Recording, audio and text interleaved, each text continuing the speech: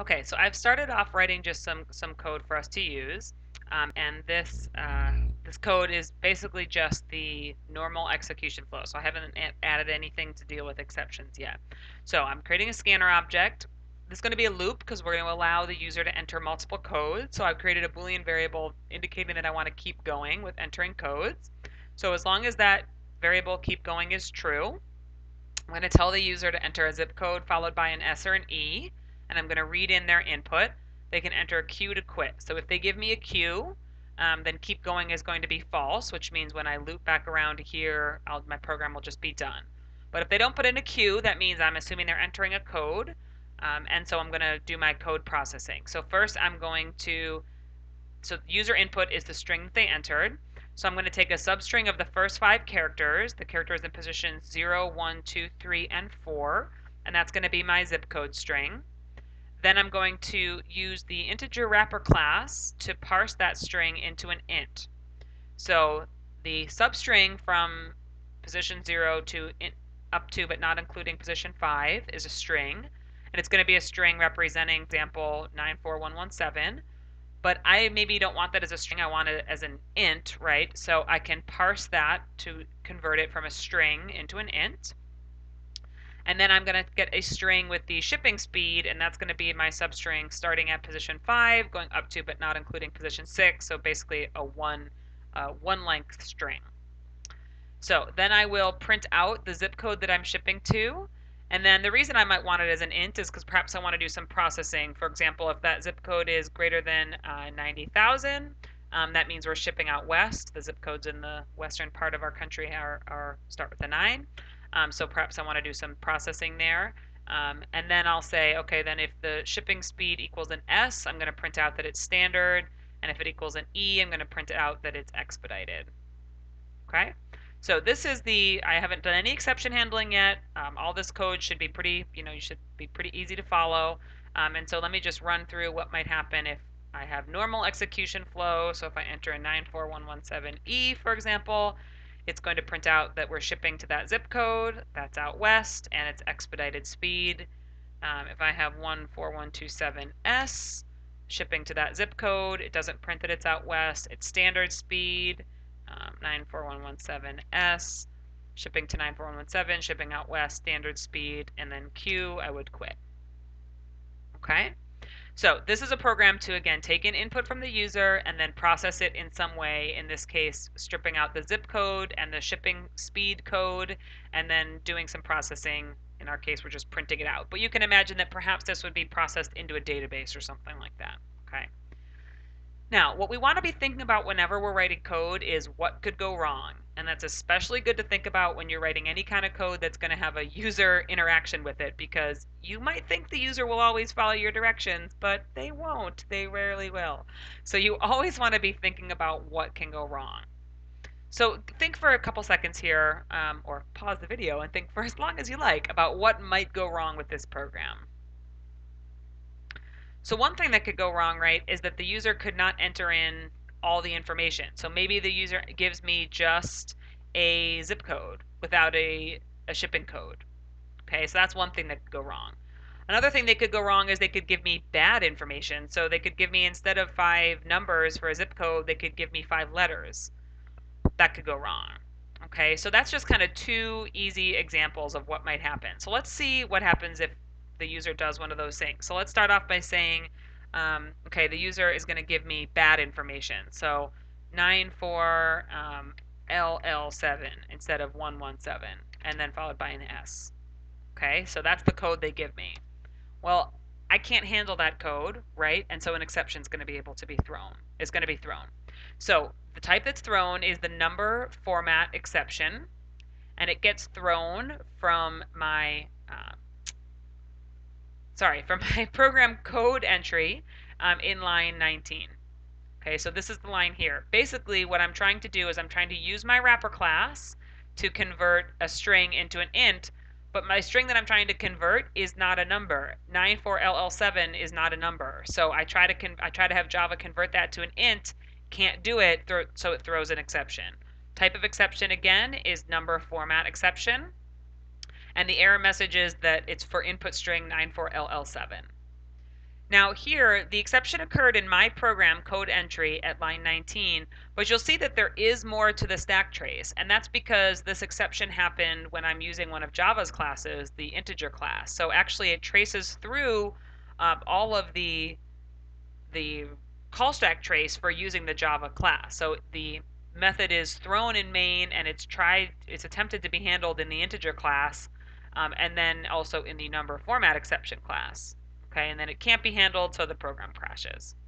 So oftentimes, if your errors that occur use Java classes, you'll see some stuff at the top of your call stack trace that isn't in your code, right? So this isn't code I can go and look at. It's the integer class, right? I don't own that, but it just gives you that history, so you know what's going on. But what I really care about is where it happened in my code, because that's what I can control, and I can see that it happened at line 19. So what should I do?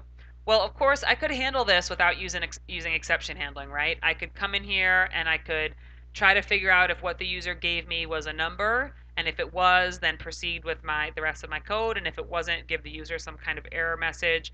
But I'm going to use exception handling to do that. So what that means I'm going to do is I need to put the code that might throw an error into a try block.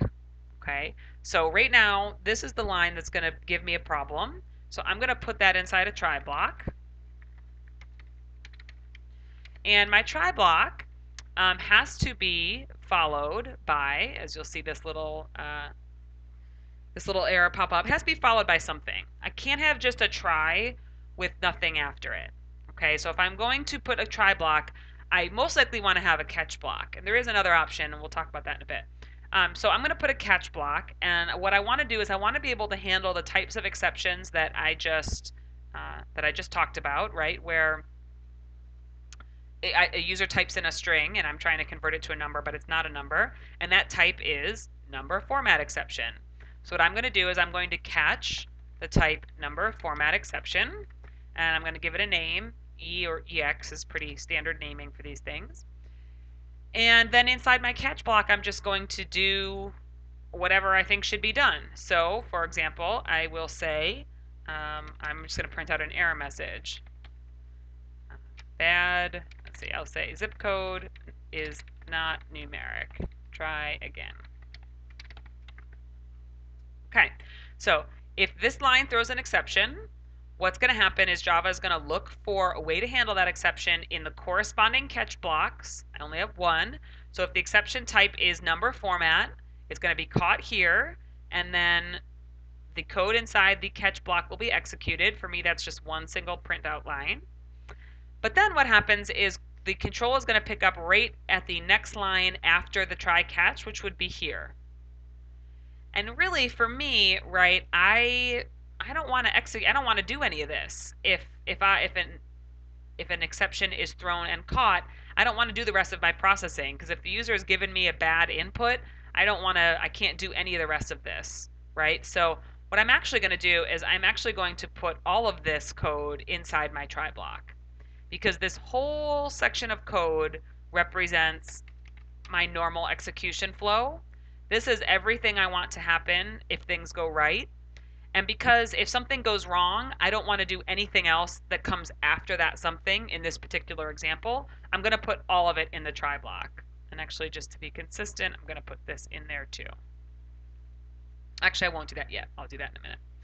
Okay, so this is pretty common that if you have a block of code where if one thing goes wrong, kind of the whole code has to stop, right? If this line, in our case, if this line of code goes wrong, nothing after it should be done. If that's the case, then it's most likely a good idea to put all of that code inside the try block. Even if maybe this is the only line that might throw an exception, if I can't continue on with the rest of this stuff, then this represents my normal execution flow. It's all dependent on everything going right, and so I'm going to put all of this code in the try block. Okay, so now if I rerun my code and I put in that same 94LL7S, instead of throwing an exception, it says the zip code is not numeric, so that was this line here. And then we just proceed to the next line of code, which is the end of my while loop. So I just loop back around and I do it all over again. I'll try that again. So 94XX5, XX4E, for example. Zip code is not numeric. Try again. Okay. So there we go. There is our first time of handling an exception that's thrown by Java. Click on here. So again, we are putting the code that represents our normal execution flow inside the try block, writing a catch block to handle our error situation, and making sure that the logic makes sense so that the next line of code that we come to after the catch ends is really what we want to happen if an exception does happen. In this case, it does. If there's an error, after we deal with the error, we want to loop back up to the while. Okay? So that's one kind of thing we thought might go wrong, right? The user could enter in numbers instead of digits. Another thing that might go wrong, right, is they might not give us all the information we need, so they might not put the S or the E on. So let's see what happens if the user does that. Well, again, we get an exception. And here we get a string index out of bounds exception from line 23. So in line 23 here, we're trying to take the substring that starts at index 5, but we don't have an index 5, and so we get an exception. And even though this code is in the try block, the type of exception that's thrown is not caught. So our program still catches, right? Because the type of exception is string index out of bounds exception. The only kind of exception we've accounted for is number format. Those don't match, and so the program crashes. So you have to have a catch block for every type of exception that comes up. And if an exception comes up that isn't caught, program crashes. Okay?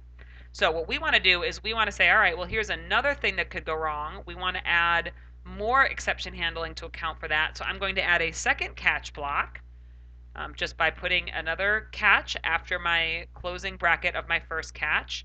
And this one is going to handle string index out of bounds exception. And again, I give it a kind of a name. And I'm just going to, again, print out an error message. So input too short. Try again. Okay? So now what happens is if we get to here and an exception is thrown, again, the code in the try block stops. We jump down to our catch blocks to try to find a match for the type of what went wrong. We find a string index out of bounds exception. We execute the code inside that catch block. And then we jump to the line of code after the catch, which is the closing of my while. So in our case, we jump back up to here and loop around. Okay, so now when I run this, 94117 says, oh, input too short, try again. Okay, 94BB1E. Oh, zip code's not numeric, try again. And let's say 941. 941, my program crashed again. Why is that? Well, here it crashed at line 18, so let's go up and take a look at line 18. Line 18 is where I try to take my initial substring of the zip code, and I don't have, it's too short, right? I'm trying to take a substring of length 5, and I only entered in 3 characters. But my exception wasn't caught, even though it's string index out of bounds. Well, why? Why wasn't my exception caught? It wasn't caught because this line of code is not in the try block. Okay? So if something goes wrong and my code is not in a try block, even though these catch statements are below it, it doesn't matter. It's not linked to that line of code. These catch blocks are only linked to the code inside the try. Okay, so if I want this to be handled by my exception handlers, I have to put it inside my try block. Okay? And then again, remember that when an exception happens, so when this exception happens here, now if I run this and do 941, it will say input too short because the exception happened here. We skip the rest of the code in the try block, so we never come back to this. Once an error happens in the try block, that code in the try block is done.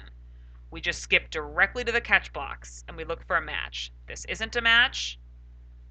This is a match. So we execute the code inside the catch, and then we move on to the next line of code after the entire catch block. Again, we do not jump back up into the try, but we go to the line of code after. In our case, it's a looping, so we come back up and we go again. Okay, so there is an example of implementing your own try and catch blocks where we're catching two different kinds of exceptions, and you should be able to trace through what happens if everything goes right. So an exception happens, so no exception happens, which means we would execute all this code, and then if we got down to here and no exception was thrown, we would just skip over the catch blocks because like we didn't need them. And in our case, that means we would loop back around, we'd do all that code again. If an exception is thrown in some line, the code in the try block stops. We look for a match of that type in the catch blocks. If we find it, we execute the code, jump down to the next statement after the try catch. If, as we saw the first time before when we only had the one kind of catch handler, if an exception is thrown and we can't handle it, then what happened is because we're in main, the program just dies. If we were in a method that was called by main, we would have said, oh, I can't handle this exception here. Let me look one level up in main, and if I can't handle it there, then again, it would have crashed. Okay, so here's this initial example, and post questions about this example to the discussion boards.